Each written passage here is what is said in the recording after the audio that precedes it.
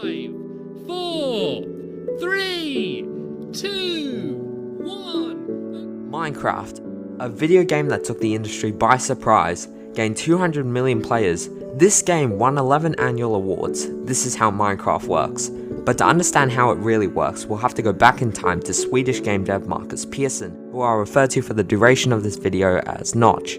Notch began programming at 7 on his father's Commodore 128, and has dedicated his life to the art of game development, making milestones such as founding his own indie game company, Mojang. Sounds familiar?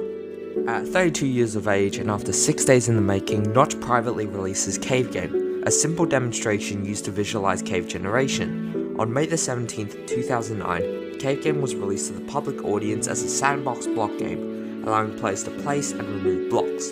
This prototype would later be known as Minecraft's Alpha Beta period. Despite low viewership, Notch quickly began to see potential in a small project. Cave Game at this point had no direct objective aside from making funny gestures out of virtual blocks, contributing to the low player counts. To combat this threat, Notch kept the core mechanics but swiveled the tables by making players mine resources and craft them into items to survive. The game was appropriately named Minecraft, a combination of mine and craft, two key factors in Minecraft itself.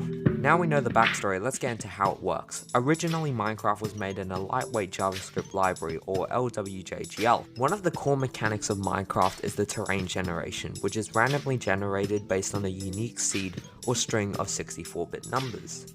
Fundamental to the process is Perlin noise, a gradient image made up of values between 0 and 1.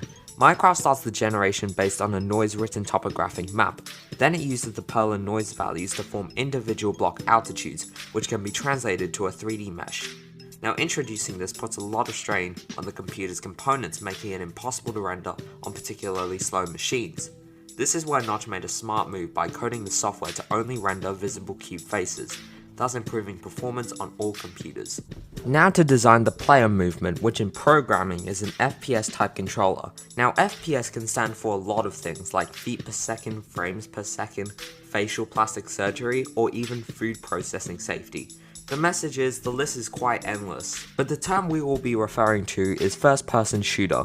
Now an FPS controller looks like this, and involves an object with a camera strapped to it along with some movement code, controlled via inputs and an important add-on called a raycast. Now I'd like to mention how jumping works because it's interesting.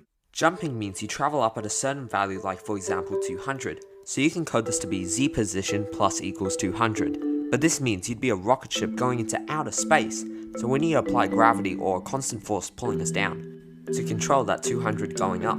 But instead only apply this when we are not touching the floor, so it doesn't interfere with gameplay. This translates to if not player dot is colliding with floor, player dot z position minus equals gravity. So now you have an arbitrary terrain with a player controller that can maneuver around properly. Just a fun fact is that you gain a certain speed based on how far you sprint, so theoretically you can go at an infinite speed.